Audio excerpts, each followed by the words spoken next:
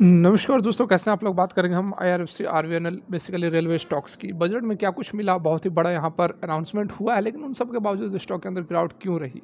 2-3% के आसपास गिरावट बनी है। कल ही मैंने आप लोगों को बताया था कि स्टॉक के अंदर गिरावट भी हो सकती है। कल जो मैंने आप लोगों को एग्जैक्टली बताया था कि आप अलर्ट रहें, दोनों साइड की मूवमेंट हमें देखने को मिल सकती है, और वही एग्जैक्टली आज के डेट में होता हुआ नजर आया। अभी हम जानेंगे कि क्या कुछ अपडेट बजट में रेलवे के लिए कितना क्या मिला है, और क्या एक्सपेक्टेशन और स्टॉक के अंदर गिरावट हुई है तो फिर से तेजी कब आएगी, सारा कुछ जानेंगे। इसे वीडियो में रिक्वेस्ट रखी रहेगी, वीडियो अच्छी लगे लाइक करें, मोटिवेट करें, चैनल को सब्सक्राइब कर ले जरूर जेन्युइन कंटेंट के लिए। तो यहाँ पर सबसे पहले जो आज के डेट में निर्मला सीतारमण जी ने अनाउंसमेंट किया, उसमें 2.55 लाख करोड़ कैपेक्स जो है वह रेलवे को दिया गया है, जो कि डेफिनेटली ज़्यादा है पिछले साल के कंपेयर में। पिछले साल 2.4 लाख करोड़ था और इस बार 2.55 लाख करोड़ है।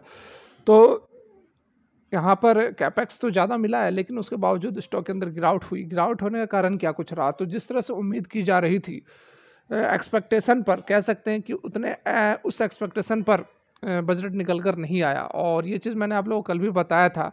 निर्मला सीतारमण जी ने भी पहले हिंट किया था कि बहुत ज़्यादा स्काई रॉकेटिंग टाइप का, बिग बैंग टाइप का यहाँ पर बजट नहीं रहेगा। तो इस कारण से थोड़ा बहुत हिंट मिल रहा था, और इसीलिए मैंने आप लोगों को कहा था कि आप लोग थोड़ा अलर्ट रहें, प्रॉफिट बुकिंग भी कर सकते हैं। ऐसी बात नहीं है कि आपको लगातार अपर सर्किट लगती हुई नजर आएगी। ऑलरेडी स्टॉक जो है जनवरी के अंदर अंदर 70-80% तक का इसने रिटर्न दे दिया था। तो ऑलरेडी जो बजट को लेकर एक्सपेक्टेशन थी, उसका जो असर था स्टॉक के अंदर ऑलरेडी आ चुका था। एग्जैक्टली इसी तरह का कुछ होता है कि कोई भी अगर खबर निकल कर आने वाली होती है आगे आने वाले कुछ समय में, तो उसका जो इम्पैक्ट होता है ऑलरेडी स्टॉक के अंदर आ चुका होता है। और वही यहाँ पर रेलवे स्टॉक्स के अंदर हमें देखने को मिला। बजट में एक्सपेक्टेशन थी लोगों को कि इस तरह का कुछ होगा, तो मतलब पहले से तो एक्सपेक्टेशन थी लोगों की अच्छा बजट निकल कर आएगा, उसके कारण स्टॉक में तेजी बन गई। पहले ही तेजी बन गई थी, आज नहीं, पहले ही तेजी बन गई थी। एक महीना से आप देख ही रहे थे कि 70-80% तक आरवीएनएल आईआरएफसी ने रिटर्न दे दिया था। तो यही वो जो तेजी थी वह बजट के कारण ही आ रही थी, और बजट में बहुत ज़्यादा उस तरह का जो है एक्सपेक्टेशन के अकॉर्डिंग नहीं आया, तो उस कारण से स्टॉक के अंदर थोड़ी बहुत जो है हमें प्रॉफिट बुकिंग देखने को मिल रही है। उससे कोई खास चिंता करने की यहाँ पर ज़रूरत नहीं है।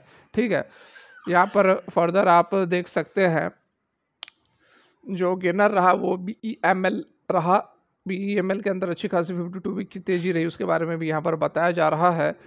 फर्दर यहाँ पर देखिए, while presenting the interim budget, Sitharaman ji ने रिवील किया है एक्सटेंशन किसका, तो मेट्रो रेल और नमो भारत का दूसरे सिटीज तक का एक्सपेंशन होगा, और 40,000 रेगुलर बॉडीज़ को वंदे भारत स्टैंडर्ड पर कन्वर्ट किया जाएगा। तो इस खबर से जो इंजन्स वगैरह बनाते हैं उसको बहुत ज़्यादा बेनिफिट मिलने वाला है। स्पेशली जैसे कि जो रेलवे स्टॉक्स हैं, कौन से यहाँ पर आप देख भी सकते हैं, नाम भी दिए गए हैं।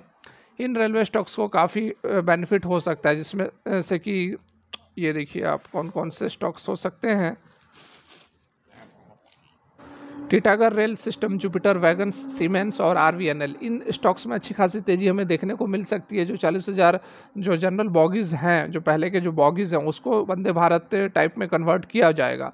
Train like Vande Bharat would be manufacture to benefit stock like, जो अभी आपको हमने बताया।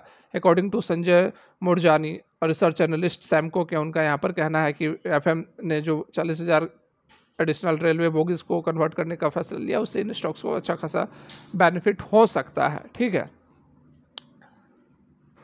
देखिए यहाँ पर जो आज कैपेक्स से लोकेट किया गया है, जैसा कि अभी बताया 2.55 लाख करोड़ किया गया, और पिछले साल 2.4 लाख करोड़ था। तो जो इंक्रीज है पिछले साल से वो 5% का है, और एक्सपेक्टेशन था 10% का। ठीक है, यहाँ पर देख सकते हैं 10% higher allocation from the last budget, जो एक्सपेक्टेशन थी एनालिस्ट का।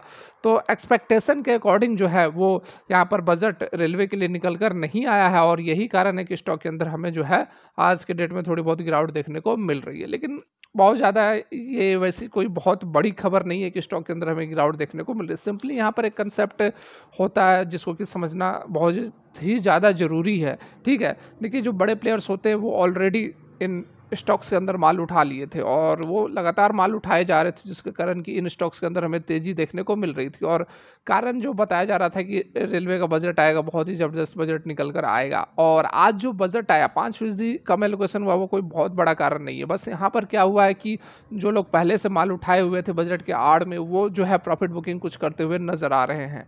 डेफिनेटली बहुत ही बड़ी रैली आ चुकी थी। आप देखो बजट से पहले स्टॉक जो 70-80% भाग जाना 1 महीना 20 दिन के अंदर कोई छोटी मोटी बात नहीं है, और 6 महीने के अंदर 5 गुना 6 गुना हो जाना बहुत ही बड़ी बात है। तो सिंपली यहाँ पर वैसा कोई बहुत निगेटिव इम्पैक्ट नहीं है रेलवे स्टॉक्स के ऊपर। बजट का अच्छा खासा एलोकेशन हुआ है, 5% का जो है इंक्रीज ही हुआ है पिछले साल के कंपेयर में, और बाकी 40,000 बॉक्स वगैरह को कन्वर्ट किया ही जाएगा, तो इससे बाकी जो अदर स्टॉक्स को बेनिफिट होगा वो ऑलरेडी हमने डिस्कस किया ही।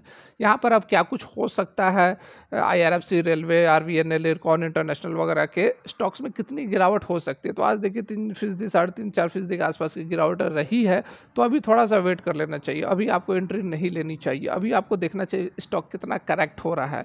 IRFC की बात करें तो 150 पर सपोर्ट बना रहा है, ठीक है, 150 पर सपोर्ट वो लगा रहा है। RVNL की बात करें तो 250 पर सपोर्ट लगा रहा है। यदि इन लेवल्स पर जाता है तो वहाँ से आप बाइंग करना शुरू कर सकते हैं। फिलहाल ऐसी बात नहीं है कि आप एग्जैक्टली उसी लेवल को पकड़ कर चलेंगे, देखेंगे प्राइस मूवमेंट किस तरह से हो रहा है, करेक्शन कितनी हो रही है, गिरावट कितनी हो रही है।